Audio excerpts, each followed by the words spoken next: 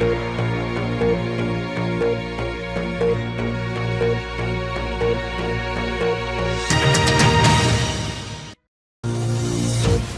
অঙ্গনে তুমুল ঝড়। রয়টার্সই শেখ হাসিনার বিস্ফোরক সাক্ষাৎকারে কাঁপছে ইউনূস সরকার, আলোড়িত বাংলাদেশ। ব্রেকিং নিউজ, আন্তর্জাতিক অঙ্গনে নতুন ঝড়, বাংলাদেশের রাজনীতিতে ফের অস্থিরতা, নির্বাচনের প্রশ্নে নতুন বিতর্কে পুরো জাতি। এতক্ষণ শুনছিলেন সংবাদ শিরোনাম, এবার বিস্তারিত। ব্রেকিং নিউজ, আন্তর্জাতিক অঙ্গনে তুমুল ঝড়। রয়টার্সই শেখ হাসিনার বিস্ফোরক সাক্ষাৎকারে কাঁপছে ইউনূস সরকার, আলোড়িত বাংলাদেশ। বিশ্বখ্যাত গণমাধ্যম রয়টার্স, এপি এবং দ্য ইন্ডিপেন্ডেন্টে একদিনে 3টি সাক্ষাৎকার। দীর্ঘ 1 বছরের নীরবতার পর শেখ হাসিনা এমনভাবে ফিরে এলেন যে ঢাকার রাজনীতি থেকে শুরু করে জাতিসংঘের করিডোর পর্যন্ত চারদিকে এখন একটাই নাম, শেখ হাসিনা। আন্তর্জাতিক মঞ্চে শেখ হাসিনার প্রত্যাবর্তন। রয়টার্সের শিরোনামেই আগুন। কোটি ভোটার নির্বাচনে অংশ নেবে না যদি আওয়ামী লীগকে বাইরে রাখা হয়, সতর্কবার্তা দিয়েছেন বাংলাদেশের শেখ হাসিনা। এই শিরোনামই যেন আঘাত করেছে ইউনূস সরকারের হৃৎপিণ্ডে। সাক্ষাৎকারের সঙ্গে প্রকাশিত ফাইল ছবিতে শেখ হাসিনাকে দেখা যাচ্ছে গার্ড অফ অনার নিচ্ছেন।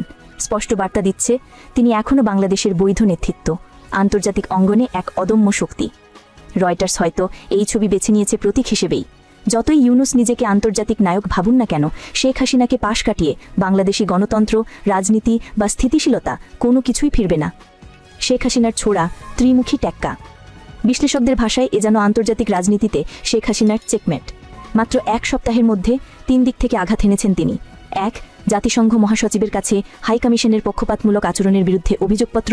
2, আন্তর্জাতিক অপরাধ আদালতে ইউনূস সরকারের বিরুদ্ধে রোম কনভেনশনের আওতায় মানবাধিকার লঙ্ঘনের মামলা। এবং এখন এই 3টে আন্তর্জাতিক সাক্ষাৎকার রয়টার্স, এপি ও ইন্ডিপেন্ডেন্টে একসঙ্গে প্রকাশ। এটা কাকতালীয় নয়, এটি একটি সুচিন্তিত রাজনৈতিক চাল। শেখ হাসিনা দেখিয়ে দিলেন যতই তাকে দেশে নিষিদ্ধ করা হোক, আন্তর্জাতিক মঞ্চে তিনি এখনও প্লেয়ার ইন চিফ। ইউনূস সরকারের আতঙ্ক বাড়ছে। সাক্ষাৎকার প্রকাশের পর থেকেই ইউনূস সরকারের ভিতরে চরম অস্থিরতা। প্রধান উপদেষ্টা জরুরি বৈঠক ডেকেছেন, বলেছেন নির্বাচন বানচালের জন্য শক্তি কাজ করছে।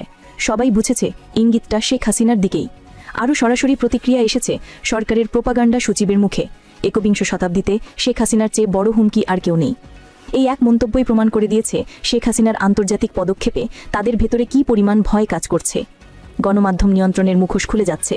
শুধু তাই নয়, শেখ হাসিনার পদক্ষেপে সরকারের নার্ভাসনেস এতটাই বেড়েছে যে এখন স্থানীয় গণমাধ্যমেও চাপ শুরু হয়েছে।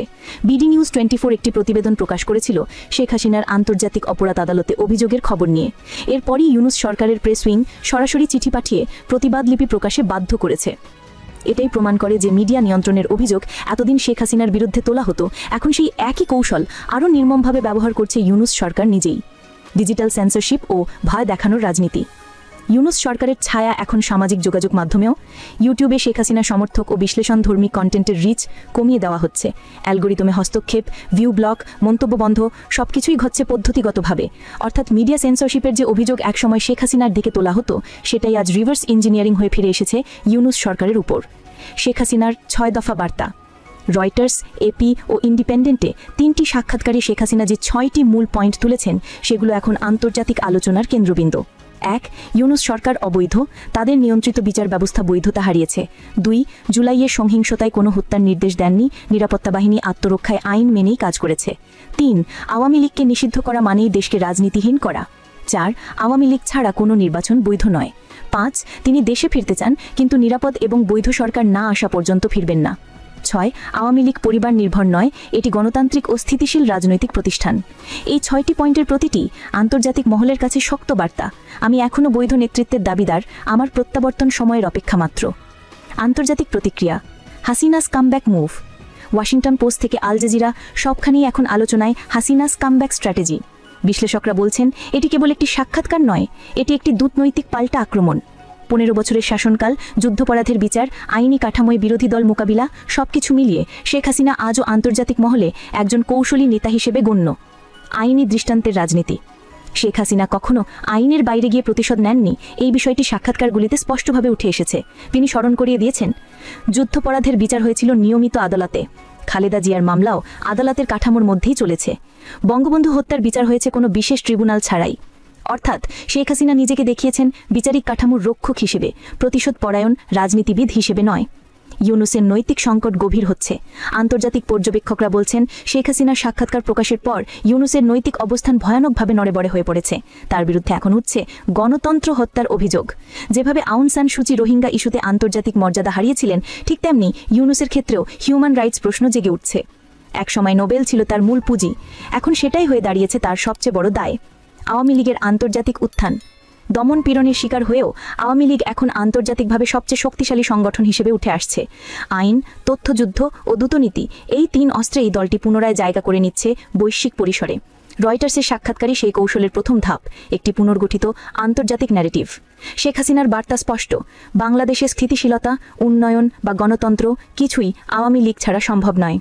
নির্বাচনের আগে অস্থির সরকার। ইউনূস সরকারের মুখোশ খুলতে শুরু করেছে। নির্বাচনের আগেই প্রশাসনিক পরিষ্কার অভিযান চলছে। ডিএসপি পর্যায়ের যে সমস্ত কর্মকর্তা 3টি নির্বাচনে দায়িত্ব পালন করেছিলেন, তাদের সরিয়ে দেওয়ার নির্দেশ দেওয়া হয়েছে। এ যেন আগেভাগে মাঠ গুছিয়ে নেওয়া। এই আতঙ্ক আসলে শেখ হাসিনার আন্তর্জাতিক সাফল্য থেকেই জন্ম নিয়েছে। কারণ একবার যদি শেখ হাসিনা বৈশ্বিক স্বীকৃতি ফেরত পান, তাহলে ফেব্রুয়ারির নির্বাচনের বৈধতা প্রশ্নের মুখে পড়বে।